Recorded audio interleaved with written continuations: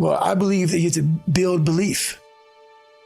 Belief is like, there's an after school special belief where the mom says, believe in yourself, and that's all great, but there's also a built belief.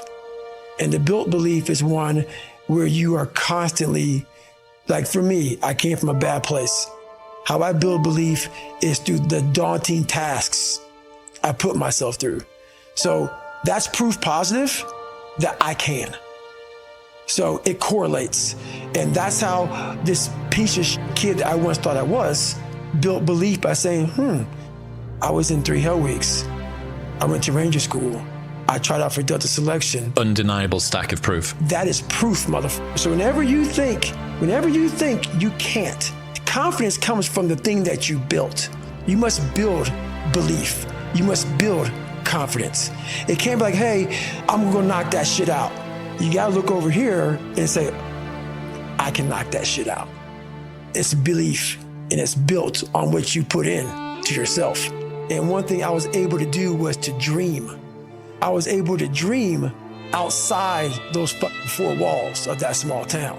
And until you're able to really put yourself into that dream, but don't make dreams your master, that's where you truly become what you're destined to become. What do you mean, don't make dreams your master? A lot of people sit back and they dream about being a sports figure, or dream about being a SEAL, or dream about being an astronaut, and all it is a motherfucking dream. They don't put the work behind the dream. That dream has become their master.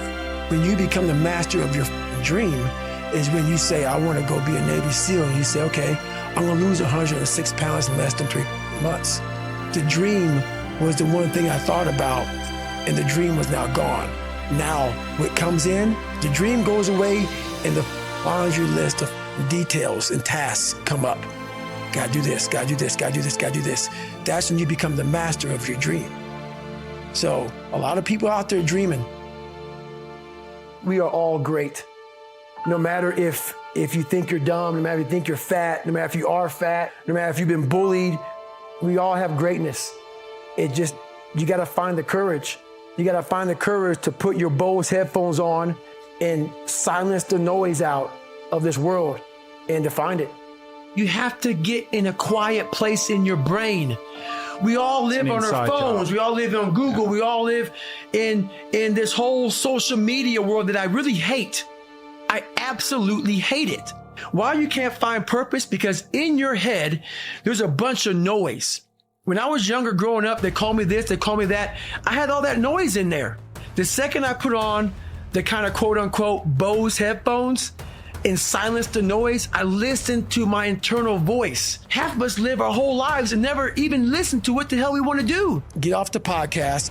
Don't be on social media too much. Cut out all the noise. Get back to the mental lab. You don't know what you want to be because you haven't spent time, real time with yourself. Spend time with yourself. Trust me. And once you find that passion and that purpose, your goals, your purpose, everything will just start lining up. And then you'll find the courage to start that journey. You have to believe that you are here on this earth for a reason. And if you don't believe that you're here for a reason, your life will seriously hurt. And I start looking at my life and all the shit I went through as God put me, God, whatever you believe in, put me here to go through this. And now I see all the hundreds of thousands of lives I'm changing by the hell I went through. There's a lot of power in that. So my purpose, as I started going through this journey, instead of looking like, woe is me, God, man, why? I started looking at it as, it's the perfect training ground. You knew exactly what you were doing. You knew exactly what the you were doing, obviously. You put me in every situation possible to tell a story that needed to be told. The reason why my story resonates with people, because I don't hide. I'll tell you exactly who the I am. I will admit to it. People are great at hiding. So they want to just find peace. No, you gotta take your shit, fix whatever's up in you. Don't just shove it under the rug. Fix it, and then you'll find some peace later. How the is a 297-pound cockroach guy who quit on everything is now considered one of the best men on the planet? How is that possible? It means I had to change one thing, my mindset. I had to believe and make that belief work. And through hard work, I did that. I also believe that we're going to end up one day meeting the Maker. And I believe that Maker knows everything about you. Everything about you. Knows I was going to be here and talking to you. Knows everything. And the one thing that scares me to death in my life is getting to heaven and not being where I was supposed to be. And I believe that God has a chart, and he looks at the chart and he puts it in front of you when you get to heaven. He says, hey, this is what you're supposed to be. And one of my biggest fears in life was to see that chart and not have every block checked off. You know, I want to make sure that I'm constantly pursuing whatever it is I'm pursuing, just constantly grinding myself into a fine powder. That's my purpose now, to continue to push myself so others can see what is possible. Let's say you're in the hospital bed and you're getting ready to die, and somebody walks in the room and you have one copy of your book and it's sitting right there on the table. And you're taking your last breath and you're talking to this person. You say to them, I want you to read this book. As you're dying, think about this. That book that you just wrote, would it change their life forever? And if it's not changing their life forever, you have to rewrite your book. You have to start rewriting it right now.